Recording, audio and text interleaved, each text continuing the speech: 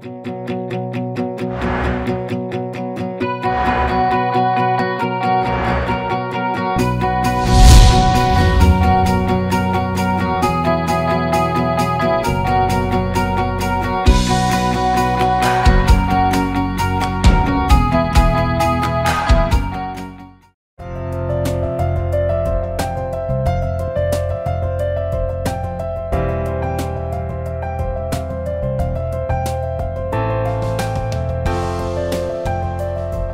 안녕하십니까. 오늘 강의는 자연재생한의원에서 화상을 전문적으로 치료하고 계시는 조성준 원장님 말씀을 듣도록 하겠습니다. 원장님 안녕하세요. 네, 안녕하세요.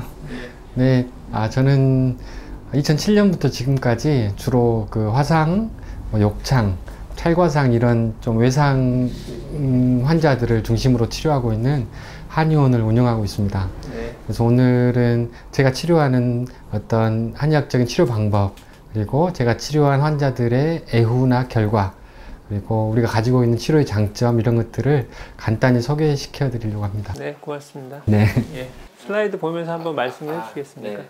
이런 환자는 이제 당뇨 질환을 앓고 있는 환자의 발인데, 화상을 입고 한 달 정도 이제 보통 병원에서 드레싱을 하고 처음 왔을 때의 사진인데요. 한 달 정도 치료를 했는데 자세히 보시면은 가피가 두껍게 끼어져 있고 치료가 조금 잘 안 돼서 이식 수술을 하자고 하는 케이스입니다. 물론 당뇨 환자이기 때문에 좀 치료 기간들은 좀 길어질 수 있지만 이 정도면은 수술을 하지 않고 기타 뭐 이식하거나 아니면은 그 가피를 제거하는 수술 없이도 한의학적으로 치료를 했을 경우에 잘 치료가 될 수 있거든요. 그래서 하루에 3번씩 연고를 바르고 하루에 1번씩 침치료를 하면서 치료를 했습니다. 2018년 4월 25일 날 처음 왔으니까 일반적으로 이런 환자들을 치료할 때는 대략 30일 정도의 시간이 걸리는데요.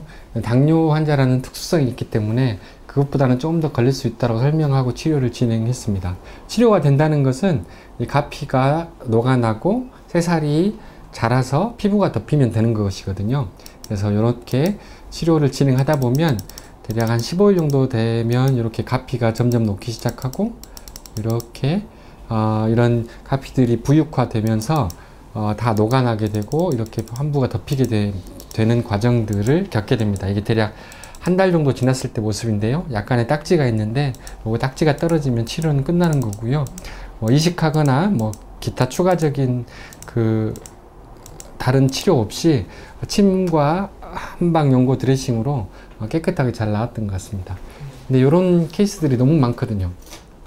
그러니까 상처를 입고 계속 소독이나 이렇게 항생제를 복용하면서 드레싱을 했는데 잘 낫지 않는 경우. 그래서 3개월, 이분은 한 달이 지나서 왔는데 5개월, 6개월이 지나서 오는 케이스들도 있거든요. 간단히 그런 환자들 좀 보고 나서 좀 설명을 드리는 게 좋겠습니다. 그러니까 비슷한 케이스로 이런 케이스가 있는데요. 이분은 병원에서 5개월 입원하고 나서 오셨던 케이스인데 당뇨 환자이면서 예전에 이 봉화증림이 생겨서 여기 고름이 차서 여기 고름을 절개하고 했던 경험이 있는데, 그리고 나서 또 수년이 지나서 이제 안에 다시 고름이 차더니 이게 터져 나온 거죠. 그래서 이렇게 된 상태인데 5개월 정도 계속 항생제 복용하고 또 이제 연고 소독 드레싱 진행하면서 왔는데 잘 안 낫는 거예요. 그러니까 왜 잘 안 낫느냐에서 출발하는 거거든요. 그러니까 그러면 어떻게 치료했냐를 다시 한번 살펴보면 항생제 복용하고 항생연고 바르고 이걸로는 낫지 않는 경우가 많다. 그래서 일반적으로 주장할 때는, 그러니까 보통 이렇게 논문들을 보면 진피층 이하, 피하 조직이 손상이 되면 자연적으로 재생될 수 없다. 이게 이제 또 일반적인 학설이거든요. 그러다 보니까 그런 행위들로 인해서 이러한 환자들이 살이 재생되지 않는다는 것이고, 그래서 이제 이식을 하든지 이식으로 안 되면 절단을 하자 이렇게 또 진단을 하시더라고요. 이런 케이스들이 시간이 걸리겠지만 잘 나올 수 있다는 거예요. 그러니까 치료를 저도 이렇게 깊은 경우는 처음 해봤는데, 그래서 얼마의 시간이 걸릴지는 잘 모르겠는데 아마 한 2주 정도 치료를 해보면 변화가 있을 것이고, 잘 덮일 수 있을 것입니다. 이렇게 설명을 드리고 치료를 좀 진행을 했습니다.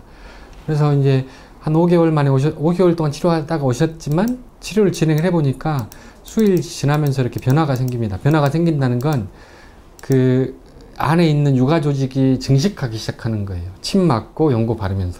그래서 증식을 하고 안에 살들이 다 채워져야 피부는 덮일 수가 있거든요. 그러니까 안에 살들이 잘 채워지도록 올라오면 잘 올라오는가, 이게 이제 관건이고, 이렇게 치료를 진행하면 이렇게 재생 증식화되면서 이렇게 올라옵니다. 올라와서 피부가 점점점 안에 살이 채워지고 나면 그때서부터 이렇게 피부가 덮이기 시작하는 거죠, 점차.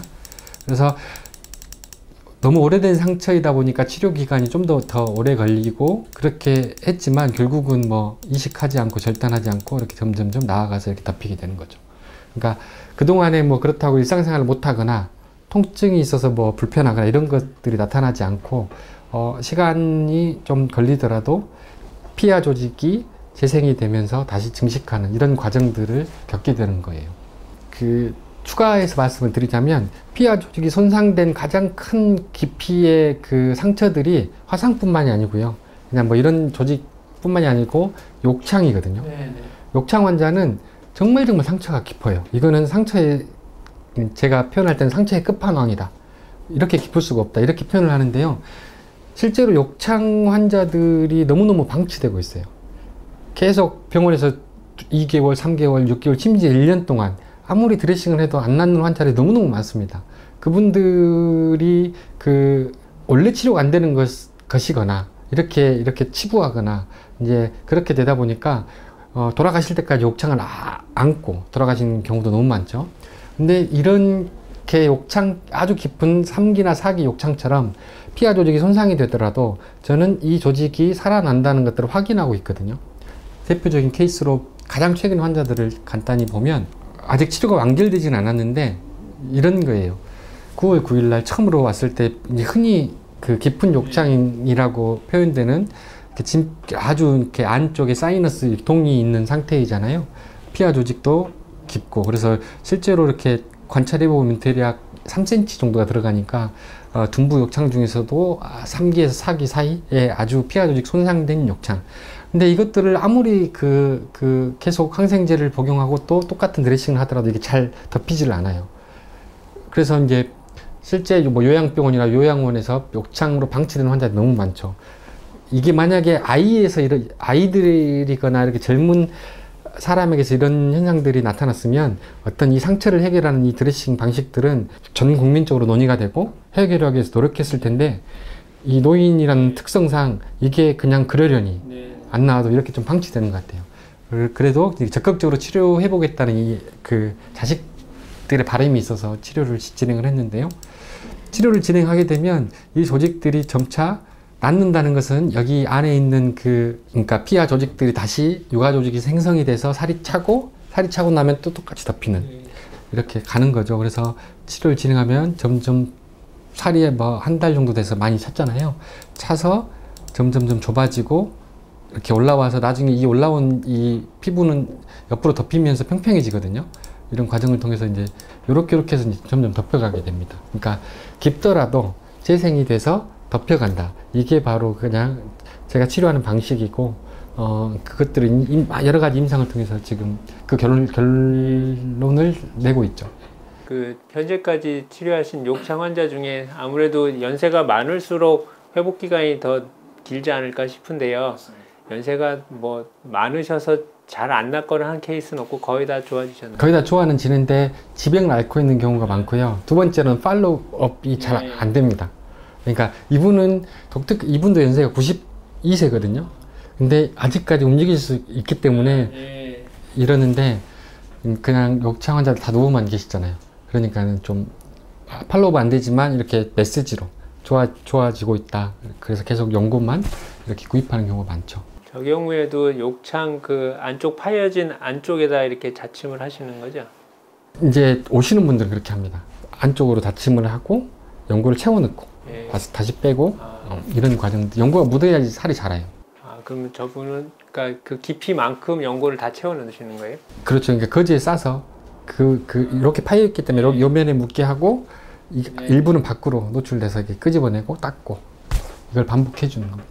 이번에는 저도 이제 임상에서 처음 봤던 케이스인데 손가락이 이렇게 혈액이 공급이 안 돼서 절단되는 과정을 본 케이스, 그리고 그 절단되던 손가락이 혈액이 조금이라도 공급이 되면서 다시 살아나는 케이스거든요.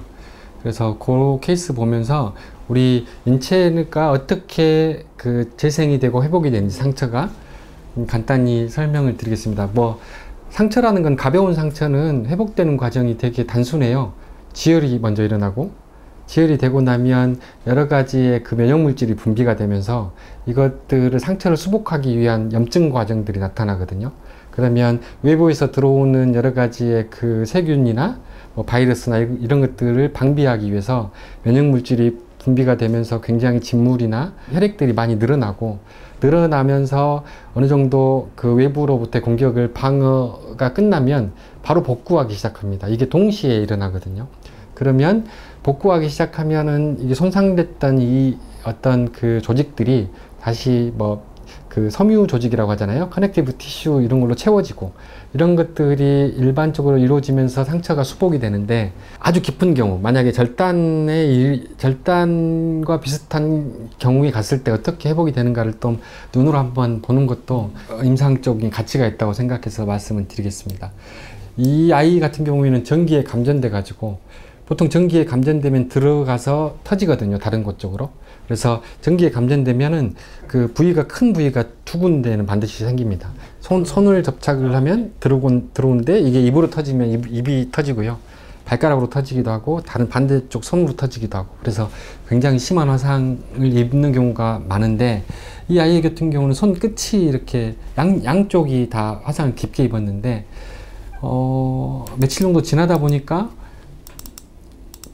이 손가락, 특히 두 번째 손가락이 괴사가 되는 경우, 괴사가 시작이 되는 거예요. 혈액 공급이 막히면서 색깔들이 점점 검붉게 되는데, 이렇게 검붉게 되더니 이렇게 손가락이 떨어지는 거죠. 아기가 몇 살쯤 됐을까요? 돌입니다. 이제 딱 13개월, 11개월. 젓가락 같은 걸 이렇게 꽂은 건가요? 네네. 그러니까 콘센트에 젓가락을 꽂았는데 그게 이제 입으면서, 그래서 이제 1차적으로 병원에 들렸다 오셨어요. 수지접합 병원에 들렸다가 왔는데, 왔을 때 손가락을 절단해야 합니다. 살릴 수 없습니다 라고 먼저 진단을 받고 오셨어요. 근데 이제 보호자는 하기가 원치 않는 거잖아요. 어떻게든 좀 살려보겠다, 두 마디를 자르자고 하는데 이게 너무 싫은 거고, 제가 치료하면서도 일주일 정도 치료를 했는데 못 살릴 것 같더라고요. 그래서 이제 병원을 좀 가시는 게 좋겠다 이렇게 이야기를 했는데, 그래도 알고 왔다고 한번 할 수 있는 데까지 해보자고 해서 좀 치료를 진행을 했고, 결과적으로 이게 며칠 정도 한 시간이 지나면서 이게 점차 탈락이 되더니 한 2주 지나면서는 거의 괴사가 돼서 이제 점점 떨어지는 거예요. 그래서 저 동안에도 굉장히 아기는 통증이 있는 거 아닌가요? 아프진 않습니다. 오히려 괴사가 돼버리면 통증은 나타나지 않아서 아이는 정말 방긋방긋 잘 웃어줬는데, 그래서 사실 아이가 아파했으면 제가 치료를 못했을 것 같아요. 근데 다행히 아이는 많이 웃어줬는데, 딱 하나, 요게 이제 마지막에 보면 덜렁덜렁 달려있는 상태로 변해요.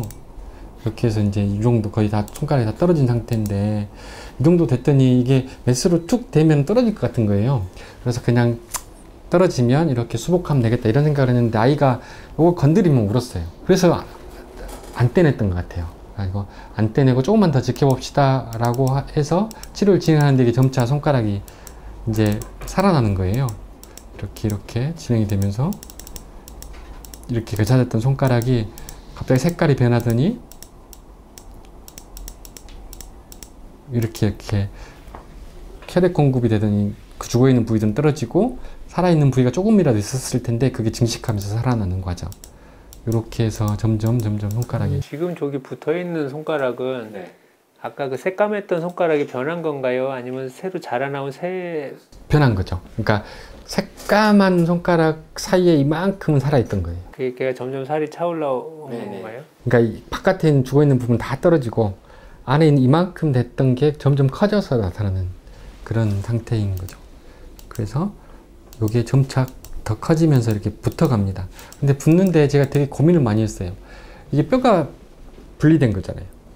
그러니까 아이가 아니고 성인이라고 하면 뼈를 연결시켜주는 뭔가 철심을 고정시키거나 이런 수술이 필요할 것 같은데, 이 아이는 뼈가 이미 분리된 상태인데 이걸 어떻게 해야 되나 고민이 드는 거예요.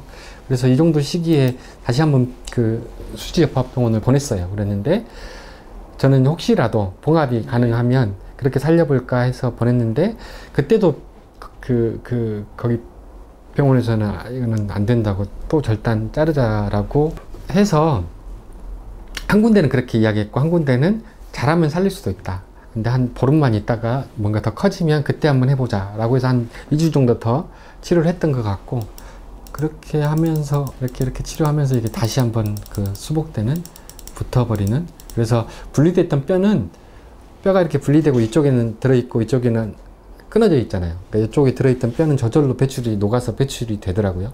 연결을 시키려면 뼈를 내버려 두고 연결이 되지는 않을 거 아니에요. 그러니까 우리 인체에서 이 부러진 뼈는 녹입니다. 녹아서 이렇게 쓱 없어지고 나머지 살아있는 조직만 서로 연결해 가면서 이렇게 붙게 되는 거죠. 그래서 제가 처음으로 봤던 그 절단된 손가락이 붙는 케이스.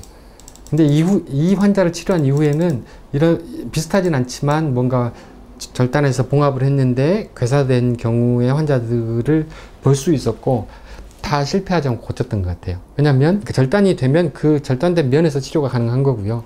만약에 조금이라도 붙어 있으면 이 붙어 있는 면에서 혈관이 만들어지고 살릴 수 있다. 이제 이걸 확인한 거죠. 그래서 저는 이 케이스가 너무너무 저에게는 소중한 케이스고, 이 이후에는 정말 이런 환자들 많거든요. 뭐 이렇게 문 닫다가 끼어가지고 뭐 떨어지거나, 아니면은 뭐 체인에 이렇게 끼어가지고 이게 떨어지거나, 이런 환자들을 치료할 수 있게 된 거죠.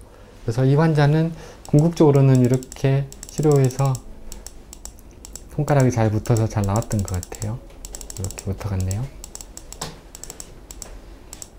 그래서 더 증식해서, 아이고, 제가 하루에 3번씩 사진을 찍다 보니까 사진이 굉장히 많습니다. 그래서 마지막 사진을 보여드리면 뭐 이런 느낌으로 이렇게 좀 연결이 됐던 것 같고요. 아이는 손가락이 좀 짧긴 한데 뭐 잘 놀고 뭐 크게 기능적인 문제는 없다라고 해서 좀 다행이라고 생각합니다. 그래서 이제 뭐랄까, 이런 모든 게 다 상처 이야기인데요. 뭔가 절단을 하든 손실을 보든 이것들이 봉합으로서 1차적으로 해결할 수 있으면 좋은 건데, 봉합을 함에도 불구하고 피부가 부분적으로든 혹은 연결된 이 피부들이 다 괴사되는 경우가 너무 많아요. 그래서 재차 이식하거나 절단하거나 이런 케이스들이 많은데, 제 경험상, 그러니까 제 치료의 과정들을 쭉 경험하다 보니까 혹시라도 부분적으로 떨어졌다고 하면 이 떨어진 부위에서부터 재생이 돼서 우리는 회복할 수가 있고, 만약에 봉합으로서 연결이 됐다고 치면 이 연결된 부위가 죽지 않도록 드레싱을 잘 관리해 주면 수분하게, 혹은 수분하고 뭔가 이렇게 물질들이 잘 흐를 수 있도록 진물과 혈액들이 해주면 재생이 돼서 붙을 수 있다. 그러니까 이런 치료 방법들이 좀 보편적으로 적용이 되면 많은 사람들이 혜택을 볼 수 있잖아요. 그러니까 그런 이야기들을 좀 사례를 통해서 해보고 싶은 거죠. 여기 애기도 뭐 침 맞을 때 많이 거부감이 있거나 아마 그런 건 없었던 거예요. 침 맞을 때요? 침 맞을 때, 근데 정말 이거는 한 일주일 정도면 안 옵니다. 아이들도 이렇게 침 맞고 그냥 있어요. 네. 제가 사용하는 주로 침은 아이들의 경우에는 작은 침, 굉장히 규격이 수지침 비슷한 것들을 사용을 하고요. 성인들의 경우에는 0.30 곱하기 5cm 이런 것들을 주로 많이 사용하는데, 굳이 아플 필요는 없는 것 같아요. 그래서 이제 더 작은 침 사용하기도 하고, 큰 침을 사용하기도 하고, 침은 좀 더 상처와 상처 주변, 상처 부위에 직접 놓습니다. 그러니까 침은 어찌됐든 멸균된 침을 사용하기 때문에 상처 연고를 잘 닦아내고 상처 부위에 직접 이렇게 침을 놓는데, 실제로 침을 놓게 되면 그쪽으로 혈액과 진물과 면역물질들이 많이 몰려가거든요.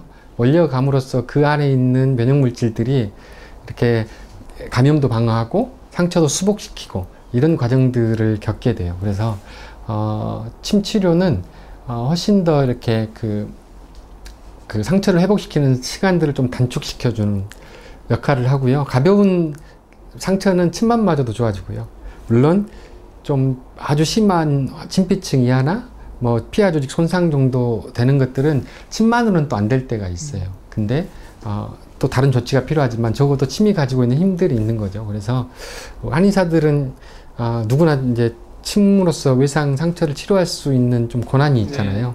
다만 이제 외우들을 좀 잘 몰라서 좀 그런 경우가 있지만 어찌됐든 간에 그 침 치료만 가지고도 가벼운 외상들은 잘 치료가 가능하다 이렇게 말씀드리고 싶어요. 보통 이렇게 다 침을 다 놓을 수 있는 여건이라 그러면 침 치료도 역시 하루에 3번을 하시나요? 아니요, 하루에 3번씩 하진 않아요. 침은 하루에 한 번씩. 유침은 보통 몇 분 정도? 15분 정도 하고요. 경우에 따라서 30분까지도 하긴 하는데 일반적으로는 15분 정도 유침을 합니다. 예. 침 치료를 먼저, 그러니까 드레싱한 상태를 걷고 침을 먼저 놓고 뺀 다음에 그 다음에 다시 연고 도포해 주시는 거예요? 네네, 맞습니다. 그 사이에? 네네. 그러니까 그 침 맞는 시간 이외에는 계속 그 3교대로 계속 연고가 계속 바꿔져서 계속 24시간 붙어 있는 거고요. 네네. 그러니까 이게 어찌 보면 그 정성이고요. 네. 실제 드레싱은 정성이거든요. 그러니까 사실 진물이 말라버리면 상처는 무조건 악화가 됩니다. 근데 일반적으로 뭔가 우리가 드레싱 제제라고 하는 것들을 붙여두고 뭐 하루나 이틀에 걸쳐서 이렇게 갈 때 이렇게 보면 이미 진물이 많이 흡수되어 있는 상태들이고 피부는 말라 있기 때문에 오히려 상처가 건조해지는 경우가 많아요. 그래서 정말 드레싱은 정성으로 하루에 최소 1번은 하셔야 되고, 만약에 진물이 많이 나는 초기에는 3번씩은 반드시 갈아줘야 이게 그 상처가 건조하지 않고 회복되는 속도도 빨라지면서 잘 회복됩니다. 3번 하는 게 쉽지가 않죠. 네. 매일매일 해야 되니까. 그 연고 이야기를 좀 해볼까 해요. 네. 1950년대 이후로 가장 대중적인 그 상처를 치료하는 연고는 그래도 저는 바셀린이라고 생각을 해요.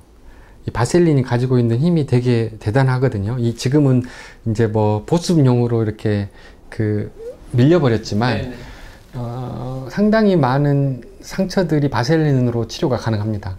그리고 현대에 나와 있는 많은 이 연고들을 살펴보면 어찌됐든 연고를 만들려면 기름이 베이스가 돼야 되는데, 바셀린은 광물성 기름이잖아요. 그 석유에서 혼합물에서 이렇게 추출해서 만든.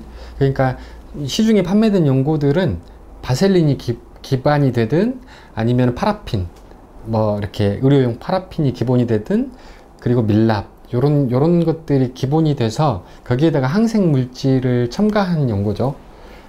그렇게 해서 감염을 예방하면서도 이렇게 상처를 회복시킬 목적으로 이렇게 처방한 연고인데, 그러다 보니까 그걸로 되는 것도 되게 많겠지만 이게 뭐 연고가 좋아서라기보다도 오히려 이 바셀린이 가지고 있는 그 특유의 그 수분함 그리고 회복력, 저는 이것이 거의 80% 이상이라고 생각하거든요.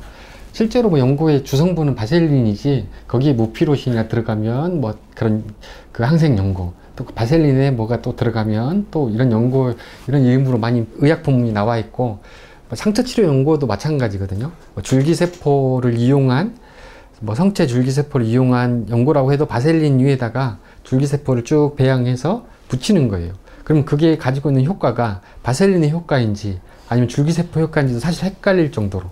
그래서 이 바셀린이 아주 좋은 그 치료제인데, 어찌됐든 현재는 뭐 더 좋은 치료제라고 해가지고 이게 대체하고 있다라고 생각을 하고요. 그러면 이 연고가 가지고 있는 그 여러 가지 가치들이 있다라는 것이고, 이미 이제 동의보감을 비롯해서 전통적인 그 의서에는 연고를 만드는 여러 가지 방법들이 제한되어 있어요.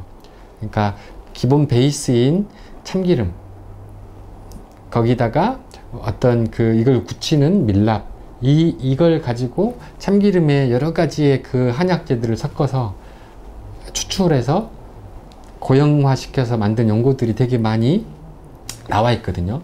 거기에 대한 뭐 증례들은 나와 있지 않는데, 어떤 때는 수분하게 하라고 나와 있고요. 어떤 때는 마치 그 숯가루처럼 돌가루 같은 것들을 개어서 뭔가 진물을 흡수하는 형태로서 또 이렇게 치료하도록 이렇게 큰 흐름들이 되어 있어요. 그럼 결국 진물을 수분하게 만들거나 아니면 진물을 흡수하거나 이런 것들을 그때그때 쓰도록 되어 있단 말이에요. 그러니까 제가 다시 한번 살펴보니까. 그러면 우리가 그 가지고 있는 그 한의사를 누구나 아는, 사용하는 가장 최고의 그 대중적인 연고가 자운고잖아요.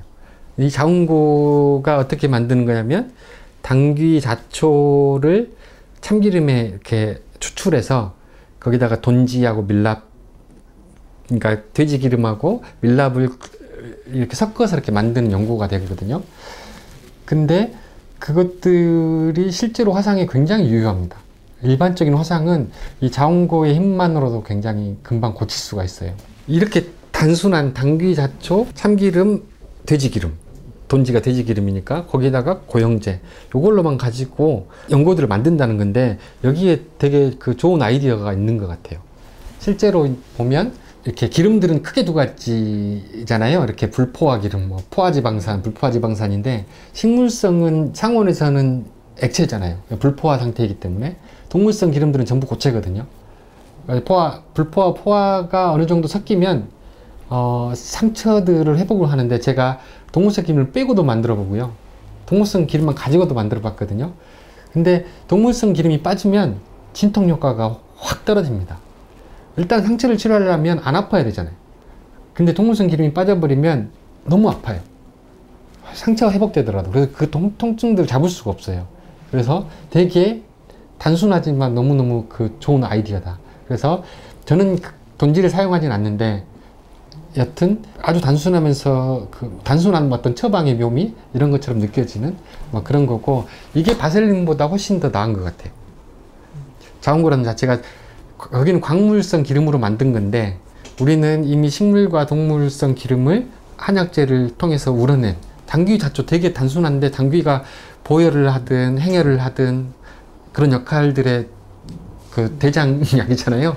거기다가 자초까지, 자초도 마찬가지로 이 기름하고 만나면 붉게 우러나는데, 이 붉게 우러난 것 자체가 피부에 너무너무, 피부를 굉장히 그 톤을 좋게 하는 이런 효과가 되고 지통작용이 뛰어납니다. 여튼 뭐 이렇게 해서 만든 연고가 그 화상에 굉장히 중요한 역할을 한다라는 것이고, 기준이 되는 바셀린의 효과보다 훨씬 더 좋다. 왜냐하면 동물과 식물성 기름이 혼합되어 있기 때문이라고 생각하는데, 정확한 비율은 누가 밝혀줬으면 좋겠어요. 근데 그러니까 왜 그러한지, 이거는 되게 단순하거든요. 상처가 났을 때 바셀린은 발라보고, 뭐 이를테면 자운고를 발라봤을 때 어떤 게 안 아프지? 이렇게만 비교해봐도 되게 비교는 되는 거니까, 주관적으로 좀 그런 것 같아요. 그래서 아무튼 연고가 되게 중요하다. 그래서 제가 만든 연고는 한 13가지 정도 한약재가 들어가는데요. 기본적으로 당귀 자초는 들어가고, 이제 황금, 황련, 황백, 금운하, 연교, 포공룡. 대표적으로 청혈시키는 약재이고, 항생제잖아요. 염증들이 안 나도록 방어하는 약재. 근데 또 지통하는 약재들도 들어가고, 백지나, 그리고 좀 선태, 오공, 이런 것들이 좀 공격적인 동물성 약재가 또 들어가줘야 가피를 잘 녹여요. 좋은 연고라고 하는 것은 가피를 잘 녹이고 새살을 잘 나게 하는, 그러면서 통증을 줄여주는 요 3가지는 해야 연고로서 가치가 있거든요. 그런 약재들이 들어가서 만든 연고라, 실제로 화상 중 감염이 많다고 하는데, 양방에서의 통계는 정확히 모르겠지만 제가 가진 통계로는 0.03%? 그러니까 1000명당, 10,000명당 3명? 그거보다 높겠네요. 한 3,000명당 6명 정도 꼴이니까 0.05% 정도 되나? 아무튼 그 정도의 비율이었던 것 같고, 그게 무슨 그 외부적인 요인보다도 어찌됐든 오래되고 면역력이 떨어진 상태에서 누구나 나타날 수 있는 그 정도의 그 감염 비율이니까, 실질적으로는 감염을 많이 잘 막아낸 거죠. 막아내고 새살을 잘 나게 한 거죠. 그렇다는 것들을 뭐 말씀드립니다. 그러면 그게 궁금할 것 같아요. 그러니까 누구나 이제 치료는 저는 할 수 있다고 보는데, 상처 치료 과정을 보지 못하면 이게 낫는 건지, 이게 고름인지, 이게 악화되는 건지, 이걸 알아야 이게 좋아지는구나를 알 수 있을 것 같아요. 그래서 일반적으로 어떻게 낫는지, 이거에 대해서 간단히 설명해 주면 좋을 것 같습니다. 그냥 화상을 치료하겠다라고 했을 때 한의원에 가벼운 화상 환자는 절대 안 옵니다. 그러니까 내가 가볍게 화상을 입었는데 한의원에 가서 치료해야지 이런 인식이 없잖아요. 그러니까 대부분이 오는 경우들은 이식합시다. 네. 이식을 하자니까 오시는 경우잖아요. 대표적으로 이제 이런 상태가 이식을 하는 상태인데, 간단히 설명을 드리면 이 손 상태를 보면 진피층이 손상돼서 이렇게 하얀색 가피가 두껍게 있는 상태들인데, 이런 것들은 양방에서는 기본적으로 가피를 절제한 이후에 피부를 이식하는 경우가 많아요. 이 환자도 이렇게 진단을 받고 왔는데, 하루에 한 번씩 침 맞고 하루에 3번씩 드레싱을 진행하면 이 하얀 가피가 점점 녹게 되면서 점점 없어지고 살이 차서 덮이는 이런 과정을 겪게 되고, 일반적으로 이 정도의 화상은 대략 30일 정도 오면 됩니다. 그러니까 가피가 녹아서 없어지는데 대략 10일에서 15일, 살이 올라와서 덮이는데 10일에서 15일, 그래서 점차 이렇게 녹게 되고, 점차 가피가 없어지면 유가 조직이 증식이 되면서 이런 형태로 덮이게 되죠.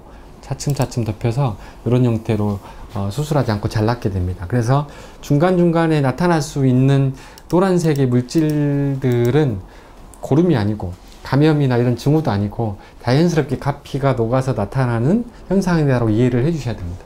그렇게 이해를 하시면 훨씬 더 화상을 치료하기가 좀 더 쉬워지죠. 그리고 그 화상이든 상처든 치료할 때 아주 좀 중요한 부분들을 다시 한 가지를 말씀을 드리고 싶은데, 수포를 벗기지 않았으면 좋겠다. 이제 이 이야기를 꼭 드리고 싶어요. 화상을 입었을 때. 그러니까 뭔가 물이 쏟아져 가지고 이렇게 수포가 생기는 경우들이 되게 많잖아요. 근데 물이 쏟아졌는데 여기는 수포가 크게 생겼고 여기는 수포 껍질이 터져 가지고 벗겨진 상태.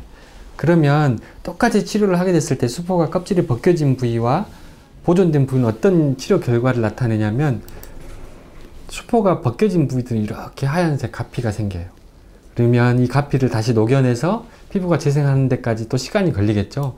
그럼 시간이 걸리면 이런 데는 깨끗하게 났는데 오히려 이쪽은 좀 흉이 남는, 그래서 시간이 지나면 점차 그러니까 좋아지긴 하지만 수포가 보존된 결과하고 그렇지 않는 결과하고는 좀 천지 차이 좀 진행이 됩니다. 비슷한 케이스로 또 마찬가지인데요. 이렇게 물이 쏟아졌는데 전반적으로 싹 뒤었는데 수포가 벗겨진 부위는 이 부위만 수포가 벗겨졌잖아요. 그렇게 되면 진행이 되면 수포가 벗겨진 부위는 이렇게 진물이 많이 나게 되고, 진물을 간직하지 못하기 때문에 낫는 과정에서 이렇게 딱지가 생기고, 다른 부위는 흉이 안 났는데 꼭 이 부위는 흉이 남게 되거든요. 그러니까 회복을 잘하기 위해서도 수포에 있는 수포액을 잘 보존하는 게 너무너무 중요하다. 그래서 이것들 함부로 벗겨내 버리면 환부가 악화되기 쉽다. 근데 이걸 지키지 않는 병원들이 너무 많아요. 다 벗겨버리고 드레싱을 하기 시작하면 환부가 좋아질 수가 없어요. 그러니까 이것들은 정말 좀 많은 사람들이 좀 기억했으면 좋겠다, 이런 바람이 있습니다. 원장님께서 처음에 많은 분야 중에서 이런 외상 쪽에 관심을 가지게 된 동기가 있으신가요? 그러니까 저는 눈에 보이는 게 너무 좋더라고요. 그러니까 이거는 조금 푸념이기도 한데, 한의사가 이렇게 뭔가 그 눈으로 볼 수 있는 영역이 기껏해야 비경 정도, 네. 코 안쪽까지나 들여다보고 아니면 피부 정도는 눈으로 볼 수 있는 거니까, 우리는 너무 차단되어 있잖아요. 손발이 다 묶인 상태에서 뭘 증명해봐 이러는데, 증명이 되는 게 너무 좋았어요. 피부는 치료가 명확하다 라고 해서 이게 그 가장 큰 매력이었고, 좀 그런 느낌이 있었죠. 치료가 된다는 거, 그리고 훨씬 치료 결과가 우수하다는 것들이 너무너무 매력적으로 다가왔어요. 아무튼 처음에 경험했던 그 치료는 천 원장님이 하셨는데, 그러니까 처음에 천 원장님이 잘 치료했던 케이스들을 보고, 그리고 몇 명 치료한 환자들의 결과들을 보면서, 야, 이 분야가 되게 매력이 있다 이렇게 생각해서 이렇게 함께 시작하게 된 거고요. 제가 외상 환자를 말씀드렸듯이 하루에 3번씩 치료를 했잖아요. 그러면 한 환자면 보통 심하니까 30일 정도 입원해 있으니까 한 환자당 적어도 90번은 보잖아요. 8시간 간격으로. 그걸 10년 동안 하다 보니까 제가 10만 번은 봤을 거예요. 상처가 어떻게 낫게 되는지를 제가 10만 번은 관찰을 했어요. 10만 번을 관찰하면 누구나 다 압니다. 상처가 어떻게 되는지. 그리고 루틴, 그러니까 뭐라고 하지, 정석대로 이게 이렇게 돼서 이렇게 낫는 게 30일이 걸리는구나. 24일이 걸리는구나. 그러니까 저는 상처를 보면 알아요. 그러니까 제가 뭐 네이버 인플루언서를 뭐 신청을 해서 제 별명을 지었는데, 제가 프로파일러라고 제 그 애칭을 지었는데, 저는 그냥 상처를 보면 이 상처가 어떻게 치료를 하다 해서 이렇게 생긴 것이고, 또 이걸 어떻게 치료하면은 더 나빠지거나 어떻게 치료하면 더 좋아진다는 것들이 그냥 저는 판단이 돼요. 하도 많이 봐왔으니까. 그래서 저는 상처를 보면은 이게 14일 걸릴지 아니면 50일 걸릴지 아니면 50일 가다가 그 중에 한 30일 정도가 지났을 때 어떤 변수가 발생할지 이런 게 되게 그냥 보면은 그려집니다. 그래서 그냥 저는 지금 하고 있는 건 전 제일 잘하는 거니까. 그리고 어떤 치료보다 정말 안 아프게 좋은 결과를 내놓을 수 있으니까 참 보람이 있는 것 같아요. 처음에 그 아이 손가락 있잖아요. 제가 그 환자 치료할 때 정말 많이 조마조마하고 잠을 못 잤어요. 혹시 잘못되면 안 되잖아요. 근데 그런 것들이 최종적으로 결과가 좋았고, 그런 과정들을 버티다 보니까 뭐 지금까지 뭐 열심히 하고 있는 것 같습니다. 여튼 앞으로는 좀 한의사들이 그 요양병원이든 욕창 환자를 관리를 어느 누구보다 저는 잘한다고 생각해요. 욕창은 기존의 양방의 방식으로는 치료를 못합니다, 이렇게 선언을 거의 한 셈이거든요. 다 방치가 돼 있잖아요. 근데 저는 한의사들이 너무너무 치료를 잘할 것 같은 거예요. 그래서 최근에는 그 논산에 있는 대전요양병원하고 같이 그 세미나 요청이 와서, 거기는 이제 그 의사와 한의사들이 같이 하고 운영하는 병원이거든요. 함께 가서 이렇게 그 강의한 적도 있어요. 근데 거기에 계시는 의사분들이 기존 욕창 환자들이 많잖아요. 근데 치료를 해보려고 정말 열심히 하는 거예요. 보통 의사 같으면 방치할 수도 있는데, 근데 잘 안 되는 거예요. 그러다가 이제 거기에 계신 한의사 원장님들이 이렇게 우리 방법이 있다, 그리고 제 자료들도 가지고 가면서 우리 이렇게 해보자 라고 했더니 되는 거예요.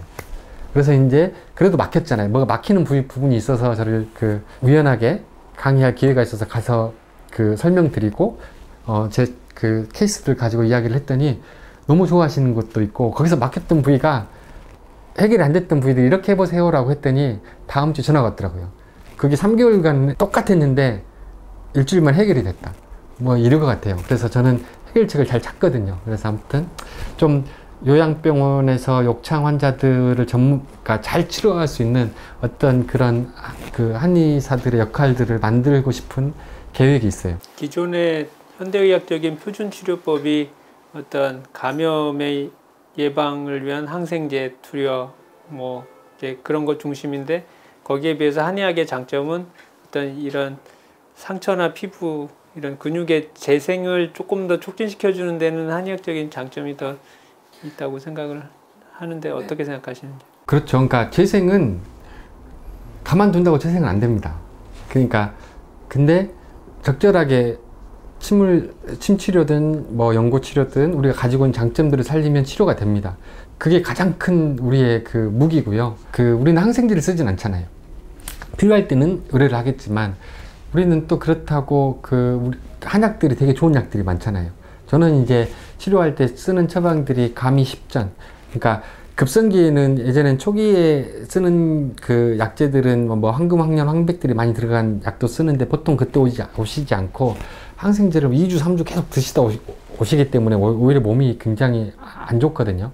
소화기를 보호하는 처방이나 감이 10전 같은 기혈을 보호하는 처방들을 쓸 수 있잖아요. 한의사니까.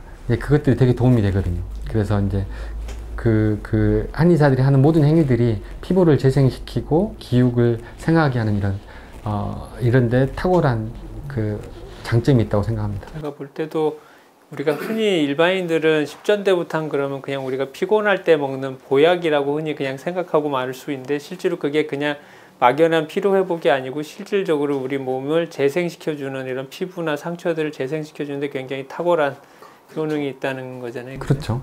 그러니까 이제 다시 돌아가면, 감염을 막는 건 항생제일 수도 있는데 감염을 막는 건 면역물질이거든요. 못 들어오게 막고 상처를 회복시키고. 근데 이 면역력을 뭐 올린다는 개념은 웃기지만, 면역력이 좋도록 기혈을 우리는 잘 공급하고 기혈을 잘 이렇게 보호하는 이런 약재가 있기 때문에 실제로 한약을 잘 드시면 회복이 빠릅니다. 그래서 그러면 거꾸로 거기는 뭔가의 항생 물질을 쳐서 감염이 생기면 당연히 쓸 수 있죠. 근데 감염이 없더라도 감염이 될까봐 먹는 거거든요. 그렇다고 감염이 또 안 생기냐? 그것도 아니거든요. 그렇지 않고 우리는 기본적으로 면역 활동들을 증진시키면서 뭔가 면역 물질들이 잘 분비되도록 하고 그것들이 잘 움직일 수 있는 환경들을 만들어 주는 것, 이게 사실 치료의 전부죠. 그 기존 치료에 비해서 이식이 필요하다고 그쪽에서는 판단을 하지만 현대의학적으로는 이식을 안 해도 되기 때문에 이식으로 인한 여러 가지 비용적인 측면이나 여러 가지 뭐 통증이라든가 또는 후유증 같은 것이 이런 한방 치료를 하게 되면 훨씬 더 자연스럽게 말 그대로 자연 재생을 이렇게 최대한으로 높여주기 때문에 부작용도 적고 뭐 흉터도 안 남고. 흉터를 안 남을 수는 없어요. 흉터가 남는 깊이가 있습니다. 왜냐면 이게 다 탈락돼서 이렇게 파이면 이 조직들을 본래의 조직으로 회복시키는 게 아니고 섬유 조직으로 이렇게 회복을 시키기 때문에 안 남을 수는 없겠지만 그래도 이렇게 생긴 흉터들은 2, 3년 동안 꾸준히 관리하면 많이 좋아지기도 하고 자연스러우니까 이식하면 또 정상적인 피부로 또 떼내야 되잖아요. 네. 추가로 생기는 흉터가 없고 그렇게 또 떼내서 붙이면 또 이게 자연스럽지도 않아요. 이렇게 양말 막 꿰매면 빵꾸 난 데를 그런 것처럼 그렇게 티가 나고 되게 불편하고 그렇거든요. 근데 그렇진 않으니까 후유증이 적은 건 확실하고요. 치료하면서 아프지 않는 것도 확실하고요. 치료 결과가 또 후유증이 적기 때문에 저는 환자들은 상당히 만족도가 높죠. 원장님께서 현재까지 이런 외상 치료를 한 기간과 대략 그 환자의 치료 증례가 몇 년 정도 될 수 있다고 보실까요? 기간은 저는 13년 좀 넘게 하고 있고요. 차트 보는 한 6,500번 되는데 그 중에서는 상담만 한 환자도 있을 것이고 그 중에서 수술하자고 했던 환자들이 대략 한 2,500명? 그러니까 그 정도는 되는 것 같아요. 그러니까 이식하자고 했던 환자들이 2,500명 수준이고 근데 제가 실패한 경우는 한 4-5 케이스는 있을 것 같아요. 이제 주로 초기에 있었고 현재는 더 성공률이 높지 않을까요? 그렇죠. 그러니까 지금 거의 없는데 그럼에도 그게 뭐냐면 가장 초기에는 물론 이제 다른 이유로 그 겁나서 보낸 환자도 있고 하지만 그러니까 지금 실패하는 케이스들은 이런 케이스들은 실패하는 것 같아요. 10년 동안 안 아문 환자들이 있거든요. 그 상처를 보면 별게 아닌데 그러면 이게 피부가 되게 이상해지는 것 같아요. 그냥 상처인데 10년 동안 말이 10년인데 10년 동안 또 그런 경우는 잘 안 되고 대신에 아무튼 치료를 못하는 경우는 거의 없는 것 같아요. 하지만 몇 케이스는 있었다. 근데 이제 지금은 구별할 줄 알 것 같아요. 그것도. 앞으로 원장님의 그 계획이랄까 꿈이랄까 그런 거는 어떻게 되시나요? 외상이 사실 응급의학처럼 제일 전선에 있는 거잖아요. 우리가 아이를 갖고 있는 집안은 집에서 가장 많이 발생하는 질환이 감기, 뭐 설사, 소화불량 이 정도 범주가 그 다음이 찰과상이거든요. 그러니까 되게 많이 빈번하게 발생하는 그런 질환인데 우리는 이것들에 대해서 손을 놓고 있었고 근데 우리 치료들이 되게 정말 매력 있게 잘 치료하거든요. 거의 그 해줄 게 많다고 말씀드렸잖아요.